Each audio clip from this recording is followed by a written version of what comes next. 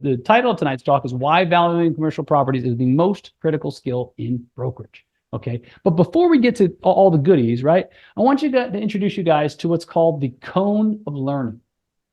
Okay. And this has to do with how your brain understands information. Okay. So remember, folks, we remember about 10% of what we read. Okay. We remember about 20% of what we hear. We remember about 30% of what we see. Why do you think I do slideshows every week, guys? I want you guys to understand this and learn this, okay? When we watch a movie, we look at exhibit, we hear 50% of what we hear and what we see, okay? Watch a demonstration, see it done on location, which we're going to do next week, okay? Now, here's what's important, guys. The more you are participating in a discussion, folks, right? Receiving and participating, you will remember 70%. And here's the best part. It's no accident that every single week I tell you guys, all right, go out and implement this. You know why? You will remember 90 to 100% of going out, simulating the real thing, or doing the real thing. Are you guys with me on this? Okay. All the stuff that I tell you to do isn't because I like to play a game of Simon Says. I'm trying to get you guys to learn this stuff because you know what? The more you learn, the more you earn. It's very, very simple. You with me on that, guys? Okay, cool. So let's get on down to it. So as I mentioned, tonight's talk is about why valuation is so important. Now, I'll give you a little shortcut, guys. You can have everything perfect. You can have the perfect listing. You can have the perfect submarket. You could be in the most desirable area, okay? You can have the most beautiful drone pictures. You can have the most amazing photographer. You can have a graphic designer put together all kinds of cool operating or offering memorandums and all kinds of cool glossy pictures and all this good stuff. But if it's not valued properly, folks, there's no way on earth you're ever going to sell it. Let's do an example. Jennifer, go ahead and hop on the mic for me, will you? Hello. Hey, how are you? So Jennifer, I have a question for you. So thank you for being voluntold, right? Hopping on. So if I had a $20 bill, Jennifer, and I asked you to take that $20 bill to the store and bring me back 20 singles, it's a regular old $20 bill. Do you think you could do that? Yes. Well, why? They're equal value. Okay, I like that. Good answer. Okay, now, if I had that same $20 bill and I asked you to bring me back 19 singles, think you'd do that? I could, yes. Okay, well, all I'm asking is 19 singles for a $20 bill. Is that a fair trade? Well, I get a better deal.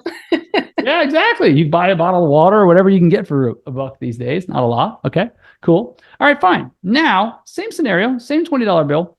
What if I asked you to bring me back, I don't know, 23 singles? Not happening. But it's only 23 singles, Jen. Come on.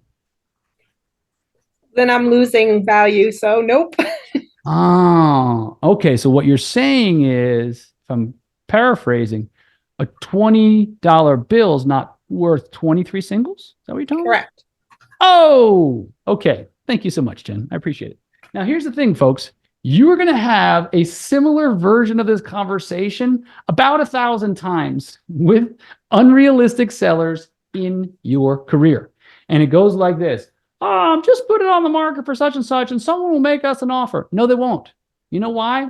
Because they'll go down the street to the property that's more fairly priced and start chiseling them down. They're not going to go to the way overpriced property and then start there. They're going to go to the one that's closer to market value. Does that make sense, everybody?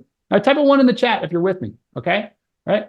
And I can't, and unfortunately, some people just can't get it through their heads. Well, they can just make offers. No, but they don't. And that's just the reality of it, okay? So what I want you guys to understand more so than anything is that you understand that you have to nail valuation. If you don't nail the valuation, you're essentially asking $23 for a $20 bill and wondering why the market isn't responding, okay? By the way, okay, here's your little bonus for tonight. You can use that exact metaphor with a client, okay? Do it in a soft, gentle way. but Mr. and Mrs. Seller, yeah, how do I put this into perspective? Oh, so I once heard from this charming guy on Facebook, right? That if you $20 bill, and you go through the whole thing, right, guys? Because the point I want you to understand is when you put it into like analogies and metaphors and simple terms that people can understand, that's when it starts getting through. Because otherwise, you got these other people that are just like, oh, just have them make me an offer, and you're just going to sit there with nothing. So these analogies and metaphors will help you get a very simple message across to someone that they probably wouldn't have looked at it otherwise. Does that make sense, everybody? Okay, cool. So let's get into property valuation. Okay. So folks, what a lot of people don't understand, okay, is what property valuation is based on. Okay. I tell you what, do me a favor, type the word me in the chat. If anyone has ever told you, oh, you got to specialize in one type of property, you can't go and sell, multifamily and industrial and retail and triple net properties and anyone ever told you that garbage, guys? Okay. Right. That person doesn't know math. Okay. Here's what I mean. Once you understand that selling income producing properties is nothing more than money comes in the form of rents, money goes out in the form of operating expenses. What's left over is called net operating income. Okay. Once you realize that, folks, and you really zoom out, okay, think of it this way. Does everybody know what an annuity is, right? Okay. An annuity is like you give someone a chunk of money and they give you a cash flow stream. So if I put like $100,000 in and they would give me like, I don't know, $1,000 a month for the next 30 years or whatever, right? Okay. So basically, when you're selling income producing properties, you are literally selling an annuity. Okay. It just happens to be securitized by, guess what? Nothing other than a bunch of bricks and mortar. Okay. So you're selling a cash flow stream that the seller hopes will continue indefinitely in the future. Does that make sense, everybody? You with me? Give me a thumbs up if you're with me. Okay. Cool. Awesome. Great. Thank you, Boris. Thank you, Nick. Okay. So what I want you guys to understand is once you get how the pieces make together, it doesn't matter whether it's a warehouse or an office building. It could be the Empire State Building for all we care, or it could be a local gas station. All you know, money comes in the form of rents. Money goes out in the form of operating expenses. What's left over is NOI, and you apply your local area cap rate to that. Guys, if that's a little bit of an eye opener, a little bit of because people will tell you otherwise all the time, okay? And I had to figure this out for myself when once I underwrote a bunch of properties. I'm like, wait a minute, this is all the same stuff. This is all rents, expenses, NOI. That's it. That's really it, guys. So type an exclamation point in the chat if that was a little bit of a light bulb for you, okay? Because you will be told left, right, and center how, oh, you just need to be, you can't sell industrial because you're an office agent. You can't sell retail because you're a multifamily agent. It's a bunch of crap, guys, okay? So I just want you all to be on the same page, because once you understand this piece, oh, guess what? Things get better. I'm going to digress for a second. You know what else is really cool about selling income producing property? You don't have to show it all the time. Right? Why? Think about it. Okay. When someone is buying an annuity, AKA cash flow from an income producing property, guess what you don't have to do? You don't have to show them the inside. You know why? It's already rented. It's already kicking off cash flow the first of every month. So you know what you do? Someone says, oh, can you show me the property? How about I show you the financials? How about I show you what the last 12 months of rent and operating expenses look like?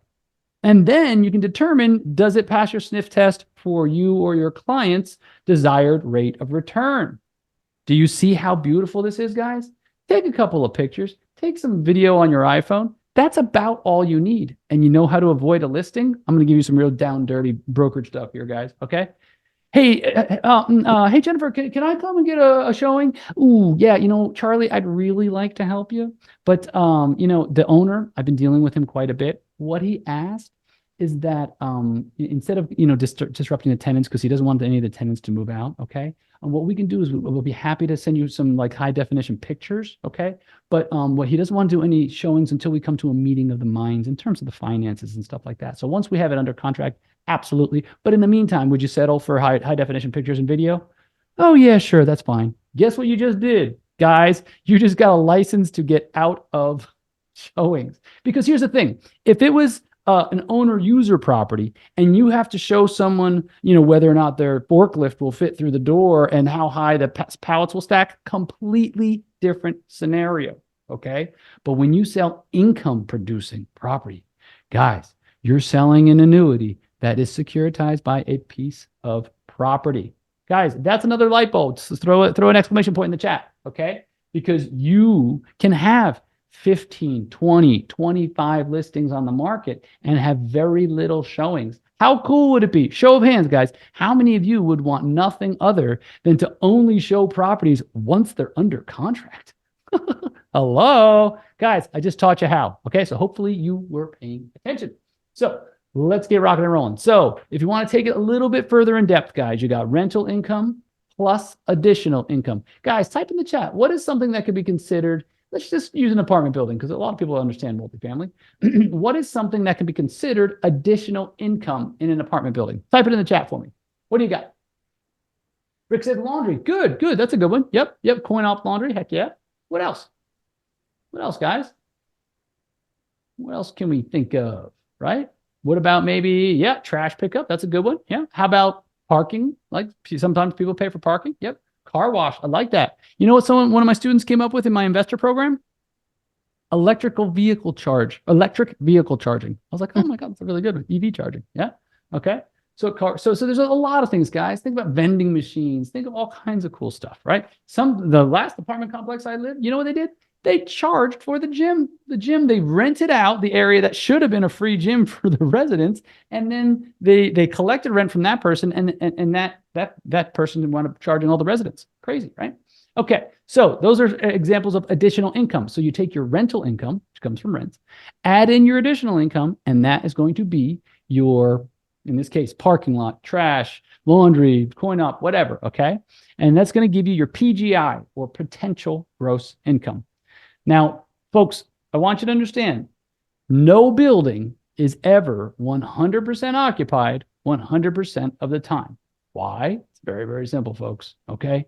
Because every once in a while, you guys got to understand, tenant's going to move out. The painter's not going to show up. Oh, we got to get some new carpet. Oh, we got to resand the floors. So-and-so moved out and they didn't pay the rent. Imagine that, right? So just remember, folks, and it's going to depend, right? But no property is 100% full 100% of the time. So there's always going to be a vacancy and collection loss. And it's usually, somewhere between, 5 and 10%, depending, on the area, of course. But, it allows you to accommodate for the unknown. Okay. And when you subtract out the vacancy and collection loss, that's when you get your effective gross income. Okay.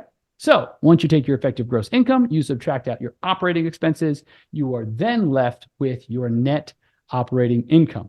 Now, can anybody tell me the difference between operating expenses and capital expenses? Okay. Operating expenses, the difference between operating expenses and capital expenses is very, very simple. Operating expenses are regular and recurring. Think what happens monthly, weekly, quarterly, yearly. Those are operating expenses. They are the expenses that are incurred during the operation of a property, right?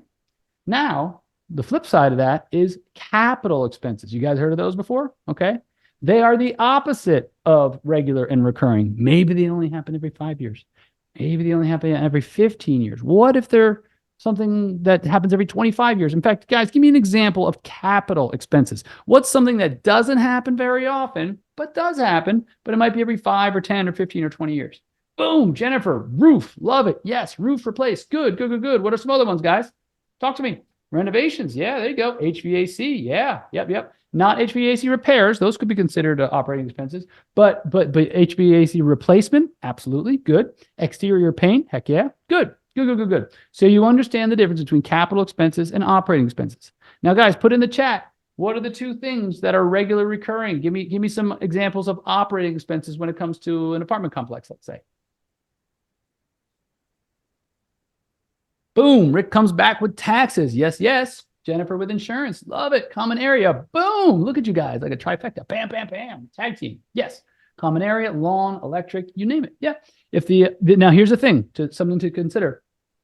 If the tenants have individual meters, okay, the only part that's an operating expense is like if the owner has a house meter and it's shining down on, like, let's say, the parking lot to keep the parking lot safe at night. Yeah. Okay.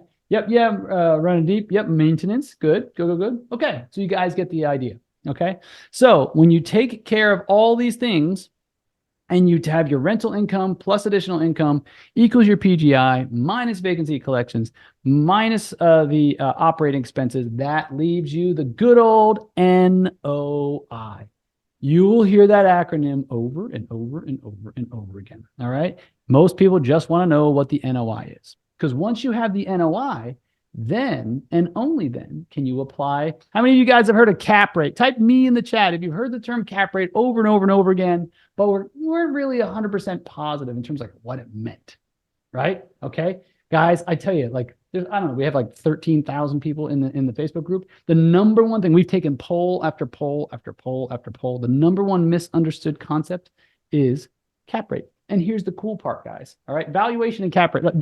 Cap rate in specific, in particular, cap rate, rather valuation in general, right? The number one thing that most people have the hardest time understanding. Now, what's interesting is, guys, I want you to think of it like this. Okay, you can look at cap rate as the relationship between an income property's NOI and its value, of course. Okay, but more specifically, I want you to think of it like this. Think of it like a snapshot in time. It's a snapshot in time of the relationship between the income between the property's NOI and its value. Okay, because I'm about to give you an example. Guys, type a city in the chat that's really, really snowy. Type a city in the chat that's really, really snowy. Give me an example. Come on. There we go. Buffalo. Yeah, you got that lake effect. Love that. Okay, so let's talk about it, guys. Buffalo, let's say you own a shopping center, a shopping mall with a huge parking lot, okay? And you got it for sale right now. You got it on the market for $20 million. And it's, let's say, an 8 cap, okay? Now, Buffalo gets that lake effect, which means it gets dumped, okay? And let's just say it's the middle of January and they get 3 feet of snow over the course of a long weekend, okay? And what was an 8 cap, okay, they have to go and they have to have the plows go out there. And because the area is so big, it's thousands and thousands of dollars. So when you spend thousands and thousands of dollars increasing, okay, the snow plowing, what is that doing? It's increasing your operating expenses and it is lowering your NOI. Okay, so what's that going to do? At the same price point, it's going to change your cap rate. Does that make sense? Because remember, guys, cap rate is nothing more than a relationship, okay, between NOI and value. NOI and value. Change the NOI, guess what's going to happen? It's going to change the value so long as the cap rate doesn't change. Think of like 2 kids on a seesaw. One goes up, the other goes down, okay? Cap rate remains the same. Value goes up, cap rate goes down. Cap rate goes up, value goes down, okay? Does that make sense, everybody? Okay, so in this particular case, right, we'll use it a smaller example. All right, you got an NOI of $70,000, small property, right? Your purchase price is $1 million. Okay, therefore, the relationship between NOI and purchase price or value is a 7 cap. Okay, that's it. It means it's a 7% is the ratio. All right, a lot of people start getting into the like rate of return and this and that and that. Okay, there are subtleties and the differences. I just want you to understand that cap rate is a snapshot in time. Okay. So what in the world is a cap rate? IRV is a formula used when valuing income producing properties. Okay, so if you know 2 of the 3 variables, you can figure out the third. All right, so if you know 2 of the 3 variables, like the 3 variables are this: I, R, and V. Income, rate, and value. Okay, so income is going to be the NOI, or the net operating income. The R is the rate, and the V is the value. Okay, so NOI is I, rate is the cap rate, or sometimes people talk about rate of return. Just be careful because cap rate is a snapshot. Okay, you're going to hear me say it over and over and over again. And the value is a dollar figure. Very, very straightforward. Now, the formula is expressed in 3 ways, right? Randeep says, what's a better predictor, cap rate or IRR? Good question, right? I don't buy IRR, right? You know why? there's a lot of things that can be changed. And for those of you that aren't familiar with it, IRR is internal rate of return. Okay. It's impossible to tell. I like cap rate because cap rate is what it is. IRR is over a long period of time. It's the amount of time that like your dollars is in the investment. Okay. So I would much prefer to talk about cap rate because it is what it is today. Okay. I don't know what tomorrow is going to bring. And frankly, after 5 years has gone by, it's not going to matter, you know, who cares what my dollar has done the entire time. All I care about is what did I buy it at? What did I sell it at? All right. So if you know the rate and the value, you can figure out the income. Okay. So if the building's worth $1 million and the rate of return is 8%, income equals 0.08 times 1 million, or the NOI is $80,000. Okay. Very simple. Now let's invert that. Okay. If you know the value and the income, you can figure out the rate. Why is this important? When we have an investor that's like, well, I want to make sure I get a X cap rate for the building. I want to buy at an X cap. Okay, cool. So the same building is worth $1 million and the income is 75,000. Then 75,000 divided by a million, the cap rate is 7.5%. Does that make sense, everybody? Okay. Just like basic algebra, you change two of the variables and you use the third. Okay. So if you know the income and the rate, you can figure out the value. All right. An example is that the same building is producing annually 100K in NOI and the rate of return is 8%. Then the value is, okay, 100,000 divided by 0.08 and it's 1.25 million, right? This is most useful when you know the NOI and you know what the investor wants to buy at, how much they're willing to spend on the property. Does that make sense, everybody? So far, so good there? Okay, cool. So folks, what I want you guys to understand is this is the tip of the iceberg, okay? The best way to get good at this is to practice it over and over and over again. But all you really need to know are 3 variables, I, R, and V, to be able to understand how to value properties. All right, folks?